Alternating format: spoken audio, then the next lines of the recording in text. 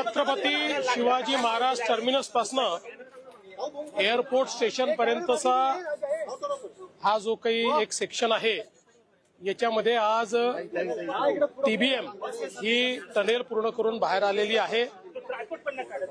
त्या कार्यक्रमाला आम्ही उपस्थित आहोत। हे जे काही काम चाललेलं आहे एक इंजिनिअरिंग मार्वल आहे की ज्यामध्ये पहिल्यांदाच जी काही आपली मेट्रो आहे ही त्या ठिकाणी जी अपग्रेड मेट्रो आहे ती येऊन आपल्या अंडरग्राउंड मेट्रोला मिळते आहे आणि त्याचा कॉन्फ्लुएन्स या ठिकाणी होतो आहे। त्यामुळे एलिव्हेटेड मेट्रो आणि अंडरग्राउंड मेट्रोचा कॉन्फ्लुएन्सचा हा एरिया आहे। अतिशय कठीण अशा प्रकारचं हे इंजिनिअरिंग होतं जे या ठिकाणी आज MMRDAच्या माध्यमातून जे कुमार कंपनीने केलेलं आहे। त्यामुळे तेच बघण्याकरता आणि त्याचा अनुभव घेण्याकरता आम्ही या ठिकाणी आलो होतो।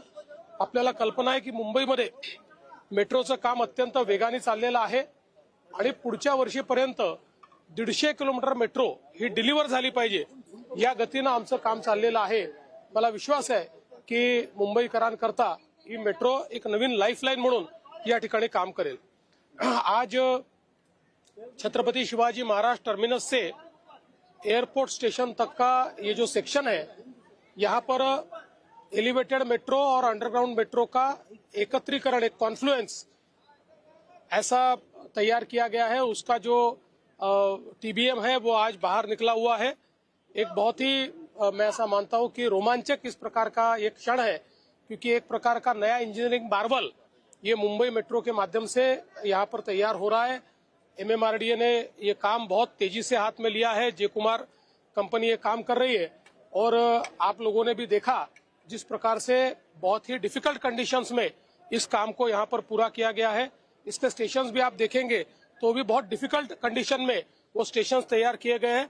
इसके कारण मुंबईकरों को बहुत फायदा मिलने वाला है। अगले साल तक 150 किलोमीटर मेट्रो बने ऐसा हमारा प्रयास है। महाराष्ट्र में नई शिक्षा नीति को 2025 से लागू करने का नोटिफिकेशन जारी हो गया है। हिंदी को भी कंपलसरी रखा गया है 3 भाषाओं में। कैसे देखते हैं और क्या? देखिए, जो नई शिक्षा नीति है उसको हम पहले से लागू कर रहे हैं। ये कोई नया नोटिफिकेशन नहीं है। शिक्षा नीति में हमारा यह प्रयास है कि सबको मराठी भी आनी चाहिए और साथ साथ अपने देश की भाषा जो है वो भाषाएं भी आनी चाहिए। तो मुझे लगता है कि इस माध्यम से जो केंद्र सरकार ने विचार किया कि हमारे देश में एक संपर्क भाषा होनी चाहिए, उस दृष्टि से ये प्रयास किया गया है। बाकी महाराष्ट्र में मराठी को कंपलसरी करना ये हमने पहले ही निर्णय लिया है।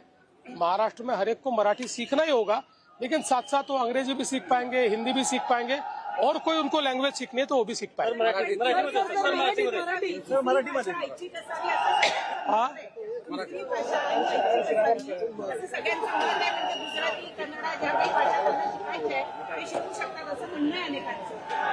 असं आहे की नवीन शिक्षा नीती ही यापूर्वीच आपण लागू केलेली आहे। त्यामुळे याच्यामध्ये कुठलेही नवीन निर्णय आपण घेत नाही आहोत। महाराष्ट्रामध्ये मराठी प्रत्येकाला आलंच पाहिजे हा आपला आग्रह आहे आणि त्याचसोबत देशामध्ये एक संपर्क सूत्र तयार करण्याकरता हिंदी एक भाषा आहे की जी संपर्क सूत्राची भाषा आहे। त्यामुळे हिंदी देखील लोकांनी शिकली पाहिजे अशा प्रकारचा यामध्ये प्रयत्न आहे। पण कोणाला इंग्लिश शिकायचं असेल तर इंग्रजी शिकता येईल किंवा अन्य भाषा शिकायच्या असतील तर कुठलीही भाषा शिकण्यापासून कोणालाही मनाई नाही।